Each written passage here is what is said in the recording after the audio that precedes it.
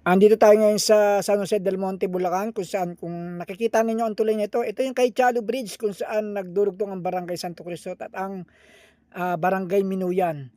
May project proposal ito noong 2018 pa na ang halaga ay 181,134,000. So, ang kontraktor nito ay yung MC Sikat at yung Algan Engineering Corporation. Di natin alam kung bakit na-delay ang pagpapaayos ng tulay na ito.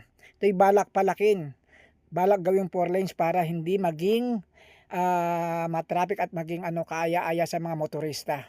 At saka ang kay Chalo Bridge ay napakatagal na ito. Ito yung ginawa noong February 26 pa, 2018. Kaya napakaluma na po ito at kung mapapag-uwi kayo dito at napapasabay kasi malalaking truck, talagang medyo gumagalaw-galaw na po ang tulay. Kaya sana sa bagong pamuno ng DPWH at sa bagong kontraktor ng tulay na ito, sana matapos na para naman po maging masaya yung mga residente o mga commuters na dumadaan dito sa kay Chalo Bridge.